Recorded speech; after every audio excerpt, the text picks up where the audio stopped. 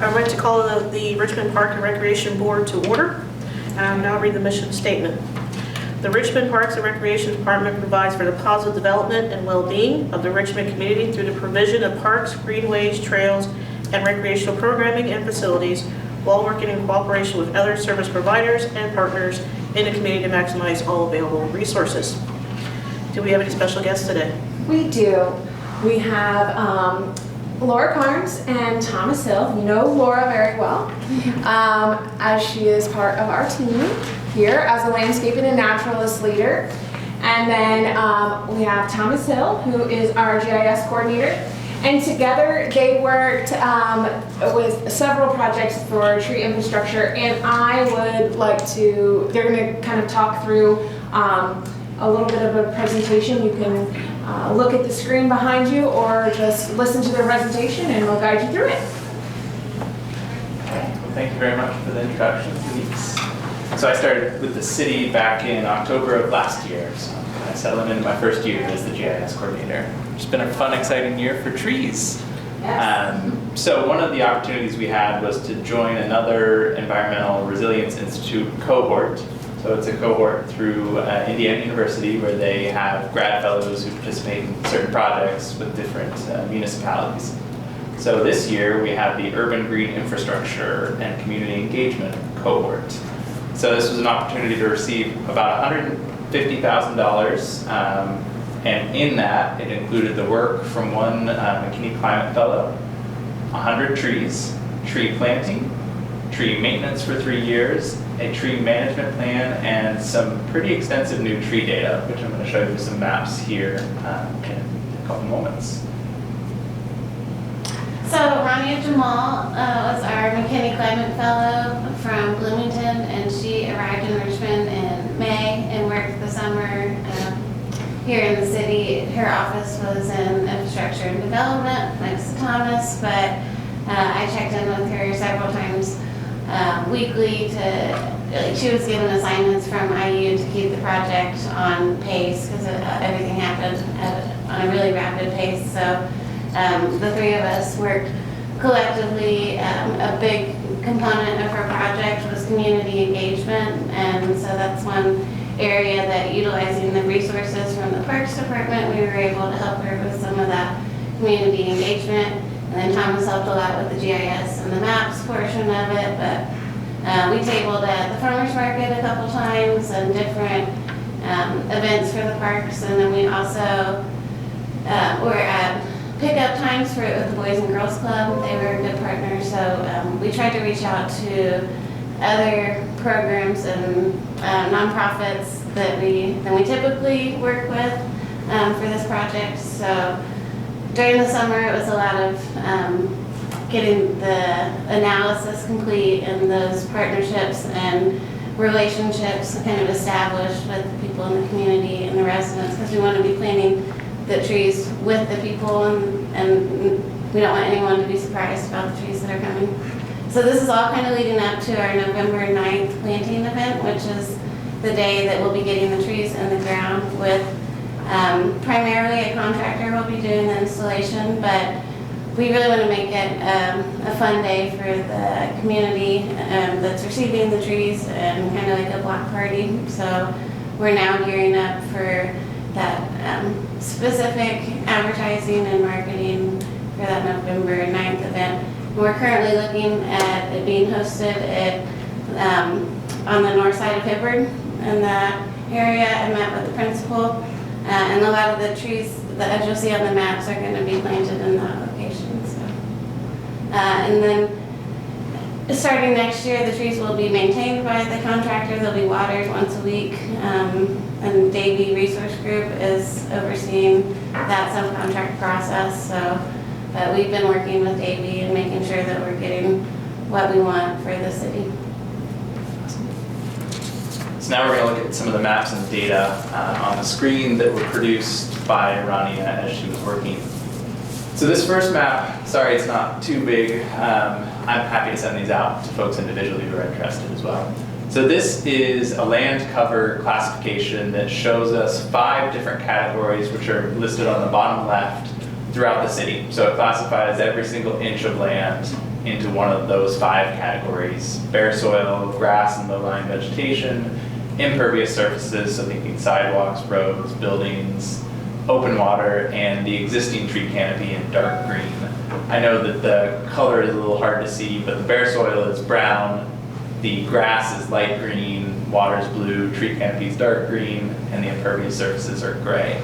So this data set was produced by Davie Resource Group as part of that grant. It's a pretty intense process to kind of analyze all the different data sets that they did. There was a lot of kind of truthing that once they did the analysis. And we had a couple rounds back and forth where we actually noticed that the street tree right of way was underrepresented in this analysis. And so we had some kind of unique ways to fix that and bump that number up to give us more possible planting sites with these types of projects. And as we were kind of focused on that with this project, we thought it was really important to change that around a little bit. So from this data, Rania produced this map. You'll notice that we dropped the area down on the east, west, and north side, primarily because this grant specifically focused the disadvantaged community tracts within the census tracts. So you'll see we kind of narrowed our purview, and then on the right-hand side, you see our key. Green is going to be our very low priority for planting, with purple being our very high priority, and kind of a scale in between there. So if we kind of flip back to that last map, you'll probably see some correlation between a lot of dark gray areas and kind of our higher priority areas. We know that there's the heat island effect that goes into effect there, and that was one of Rania's analysis points, was working with that among other sociodemographic data. So now moving on to this, we had to prioritize. There's a lot of area in there, but we only had 100 trees to plant. So Rania did some good work with sending out surveys and getting some feedback from community members through the farmers market as well. There were some post a sticker where you think trees could go, kind of bringing the community into things. And we identified these 3 areas that are circled in red, green, and blue as our candidates for likely planting events. And we landed on that one that's in the southwest corner, the blue one, as our primary focus for this particular grant project. So now this is the last map we're going to look at. This is actually looking at the block level, not block group. And that's giving you a priority matrix that I created, which is based on population density, population, and something called the heat vulnerability index, which is something that another program through IU, Beat the Heat, produced that data. So we're kind of leaning on some of the data we've already produced to inform some of our decisions going forward. And based on those, created a 6-point scale and gave these different blocks ratings based on that 6-point scale. And so the darker red are going to be the highest priority, and we were able to plant all of our trees pretty much along the top 8 high priority blocks. So these are, I think 110 or 105 are represented here, with 5 trees going to the Boys and Girls Club, 5 to Girls Inc., and 5 on the Hibbard YMCA property. So these will be where we are actually getting out, and the contractors will be putting the trees in the ground for this program. So Laura's going to talk a tiny bit about the community partnership element of this.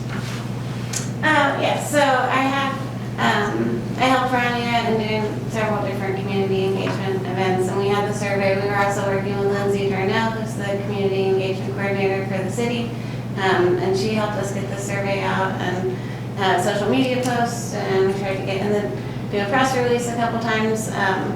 But we wanted to find and work with partners in the area that we're going to be doing the planting to try to reach as many people that will be affecting as possible. So I met with like I said, the principal of Hibbard, and we're looking at using that site for the planting day on November 9th, and potentially it could be a really great partnership in the future moving forward. I think he's really excited about getting STEAM involved and more tree things, so like opportunity to go into the school and speak to them, and then he was asking about potential Arbor Day planting with all the STEAM students across Richmond in April. So doing something on a much larger scale, potentially in the parks that are in the high priority areas, because now we'll have the data to figure out which parks we need to be planting in first and really reforesting, like what's our priority planting.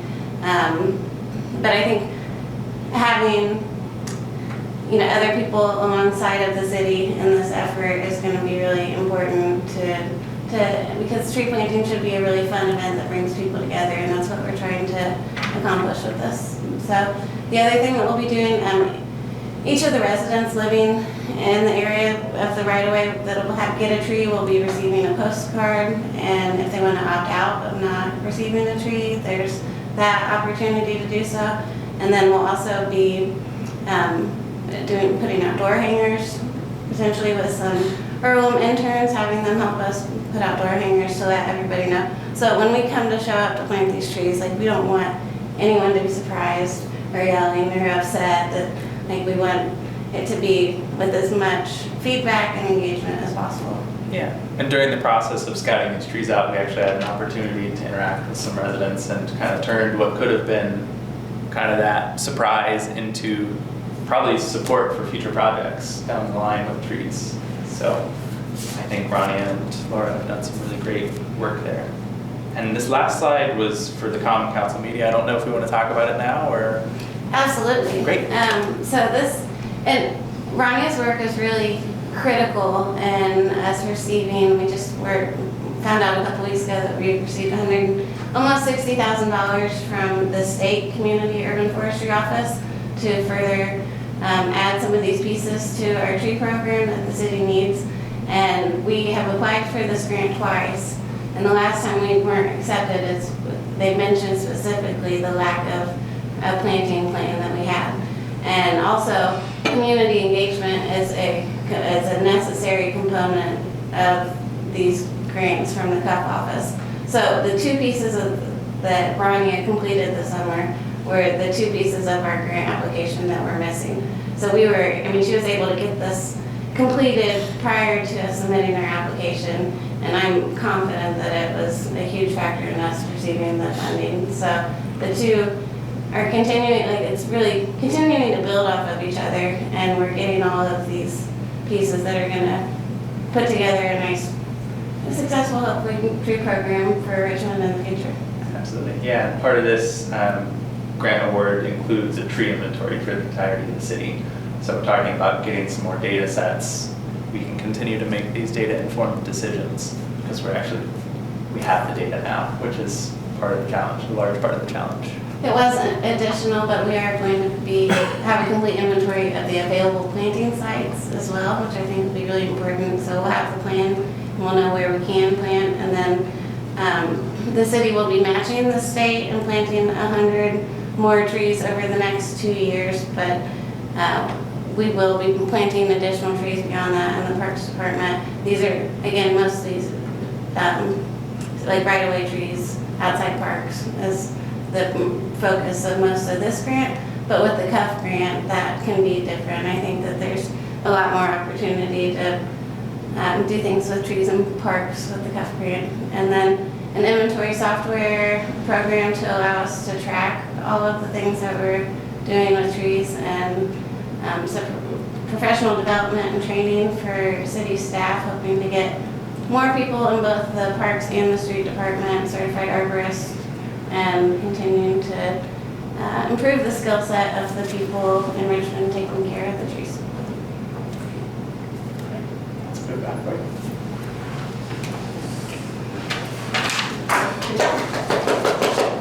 Yes, we really appreciate not only their hard work in our tree initiatives, but also Laura also sits on the Street Tree Commission on our behalf of the Parks Department, so we really appreciate that. Thomas also lends his time for that, as well as the Environmental Sustainability Commission. So we really appreciate their time and energy on those two commissions. So appreciate those and all your work on those efforts. So thank you.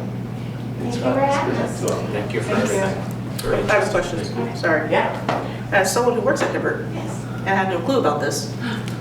So I just met with Mr. Hensley a couple weeks ago, and I think was in the process of wanting to first talk to the teachers in Hibbard and figure out like what would make sense or how we could work together. But I think I reached back out to follow up on Monday, and so we're still in the process of, like, I need to confirm that the November 9th will be in the back parking lot, but he doesn't seem to see an issue with that, and so we're waiting to publicize that information until we get the confirmation. But I think it's in the beginning stages of the partnership, but he seemed really excited about the potential. Oh yeah, I'll definitely have a conversation, so thank Oh, you. great. T can head it up. Yes. And we spoke, I think you got to meet Rania earlier in the summer at Middle Fork, at the Middle Fork Family and Nature Day. did. And we have, I mean, since that first conversation that we had with you, I really think we felt that Hibbard was a good home for this, and trying to partner and any way that we can. And I think that it's important to not only just show up on November 9th to plant the trees, or November 8th if we plant one with the kids, but also talk to them beforehand and tell them, you know, the importance of why we're doing what we're doing and how to do it properly. But I mean, I think that along with the actual activity of planting the trees, there's a really good opportunity for some education to come in with it about trees too. And so my other question is, so you said the north side of Hibbard. I'm trying to visualize where exactly these trees were going to be planted.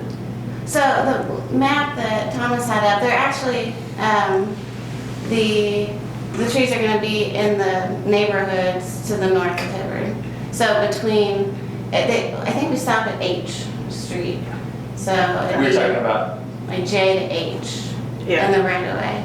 using the north side as the staging location for the event. Gotcha. I think maybe that's where and then potentially using the planting strip on the north side for That those was- 5 trees. Okay. The one of our backup locations was the right of way strip on the north side of the Hibbard block.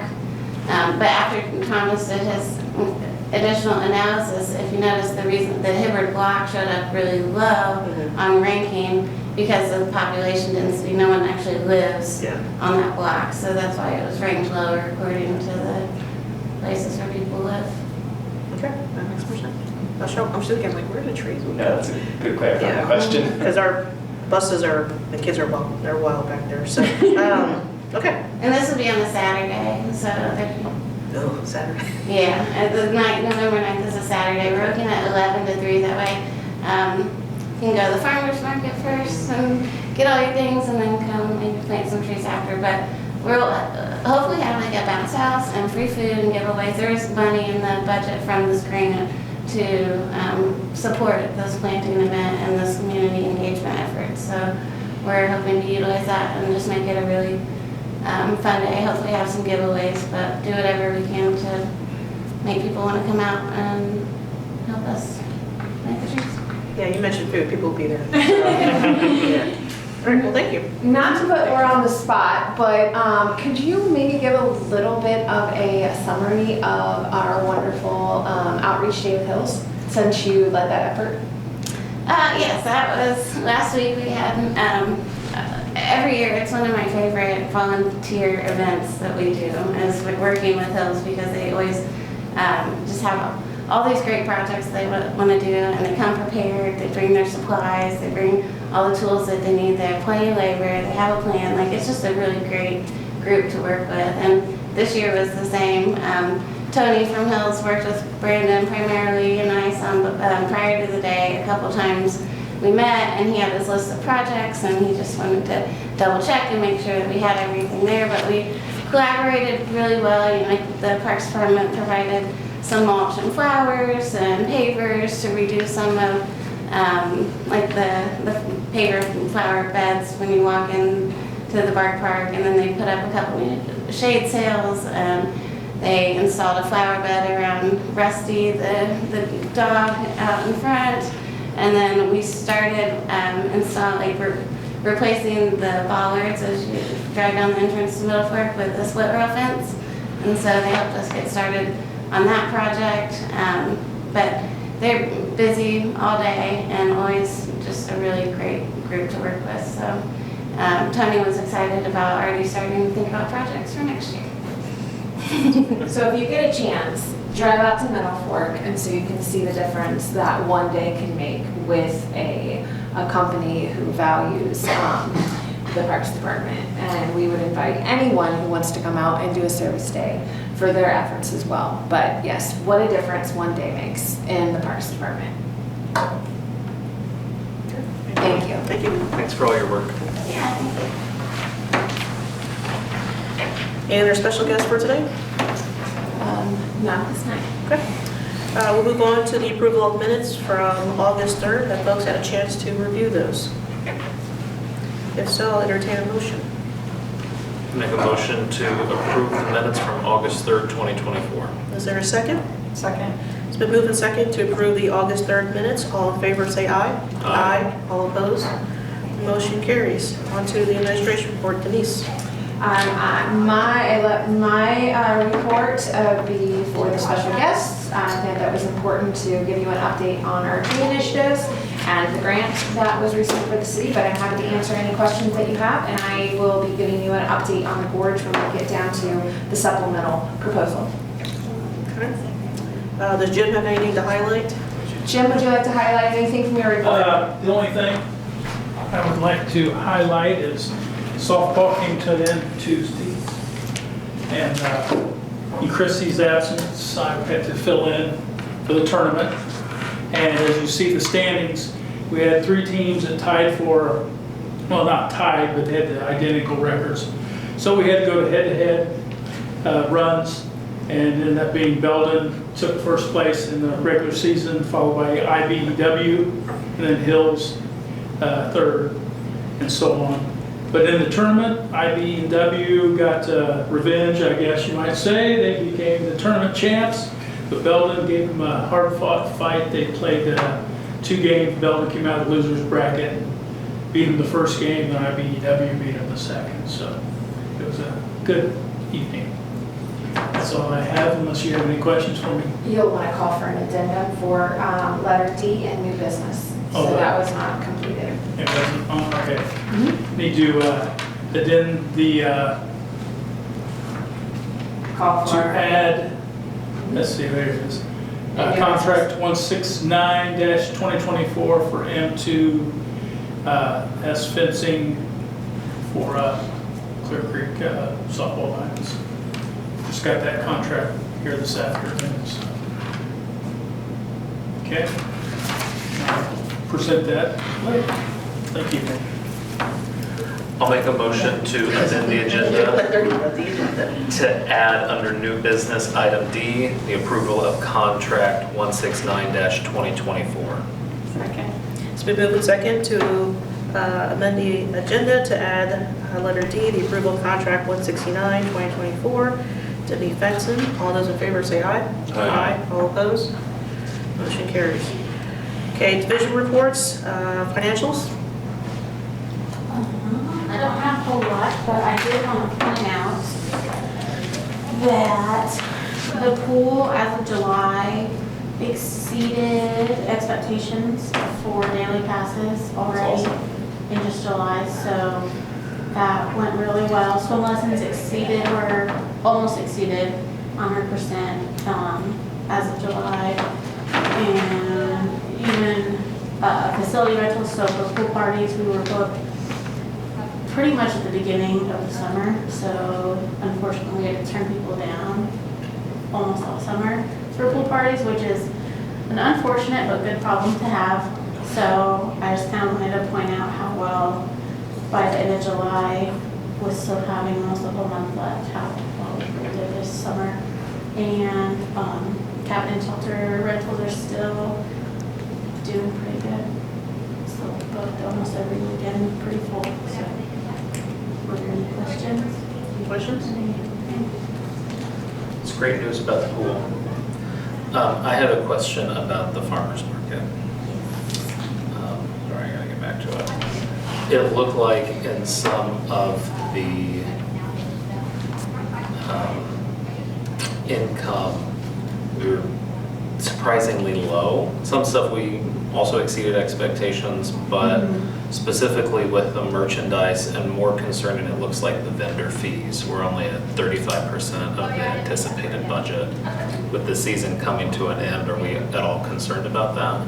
No, I believe it, I'd have to double check with Hannah, but I think it just comes into timing as when she collects the vendor fees. Okay, that's good. Is when that comes in, 'cause I don't think she collects them in the middle of it.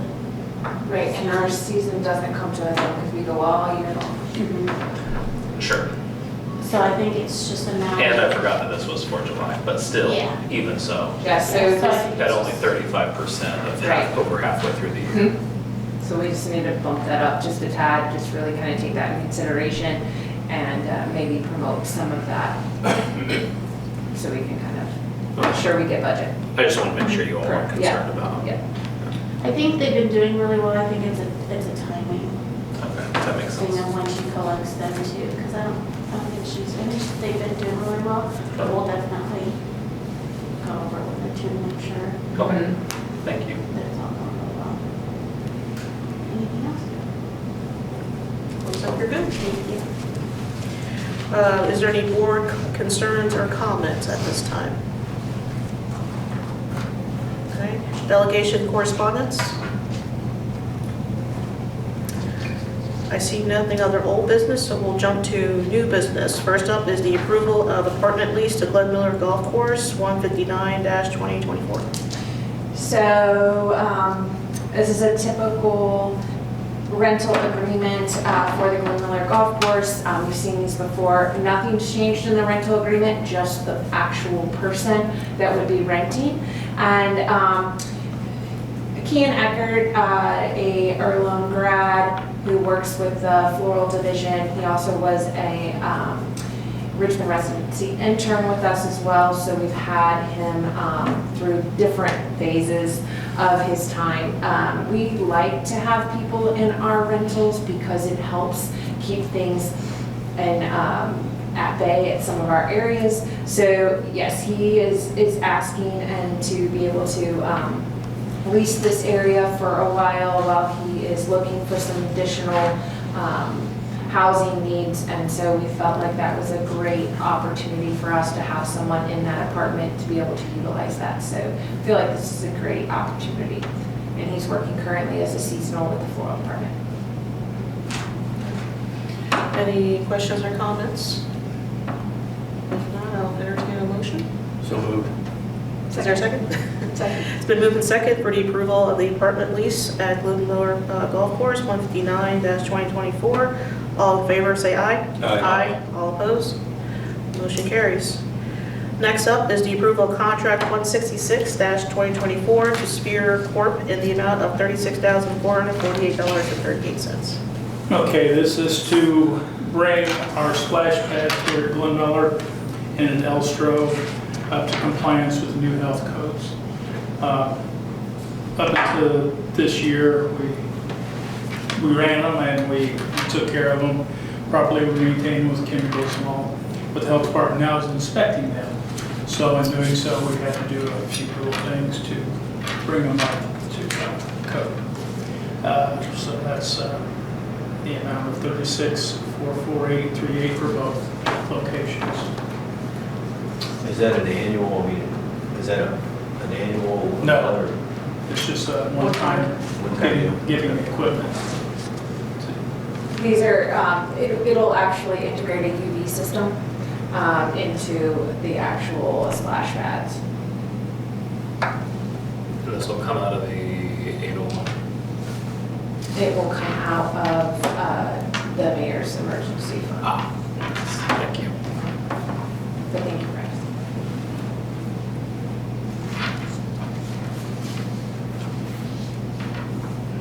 Any other questions or comments on this contract?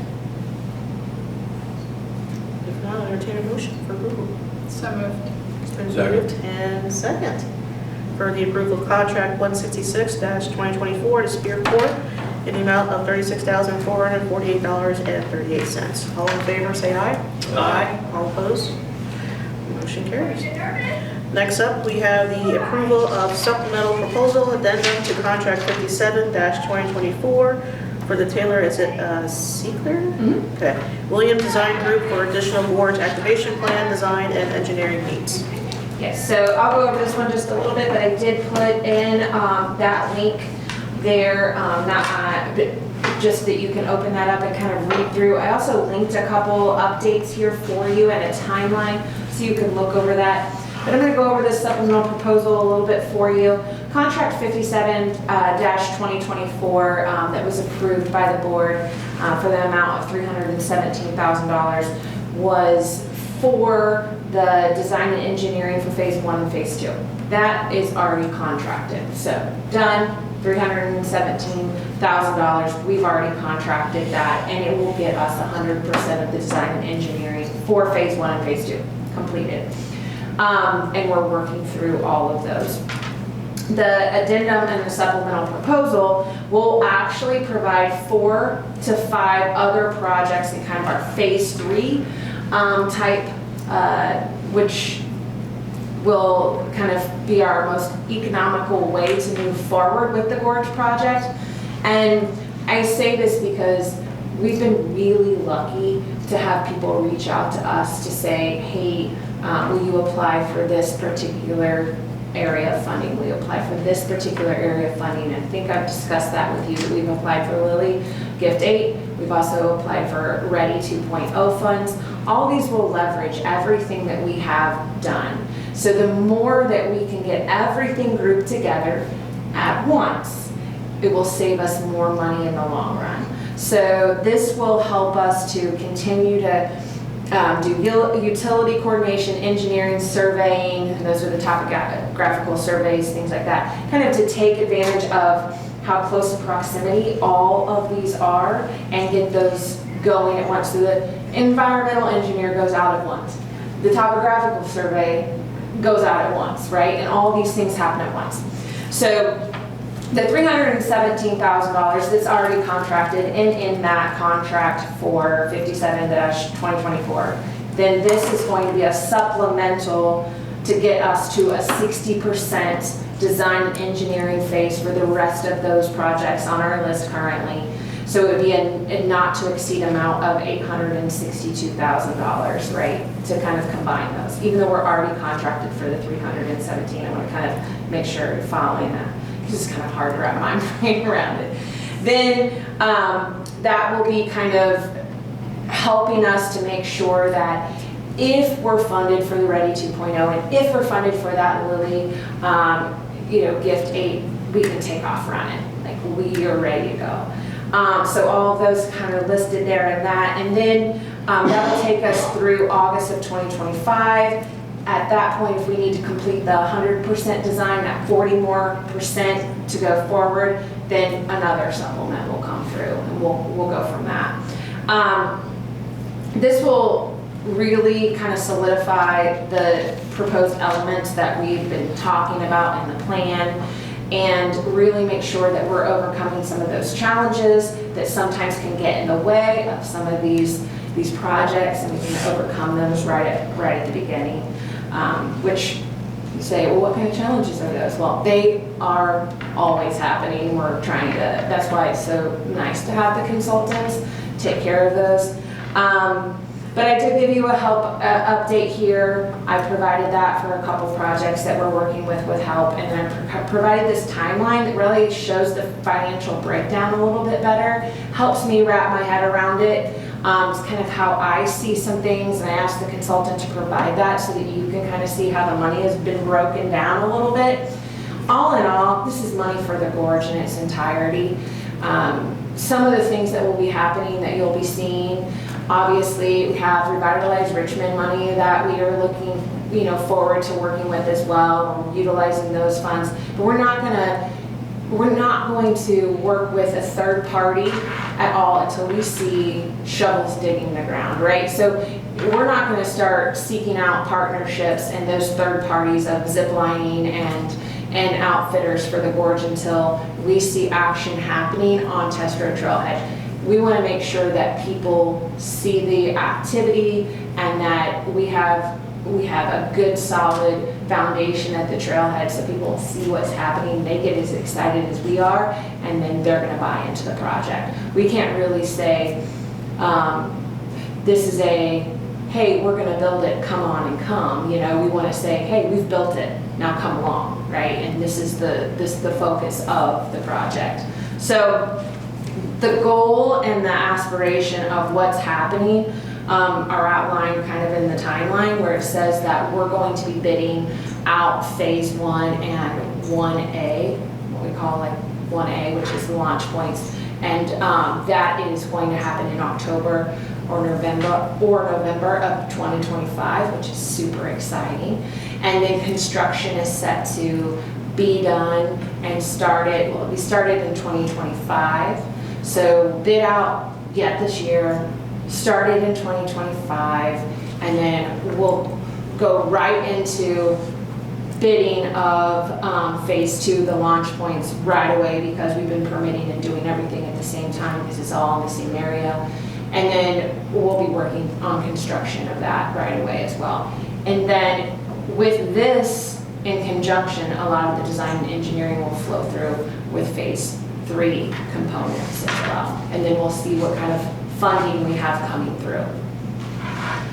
Does that all make sense? I know it's a lot and there's a lot that goes into these projects, but ultimately the Gorge project is going to be a game changer for our community, and I'm very thankful for the consultants that have everything going forward. And so, yeah, we're just trying to utilize the funds that we have currently as economically and efficiently as possible, and leverage those dollars as best as possible as well. All right. Any questions or comments?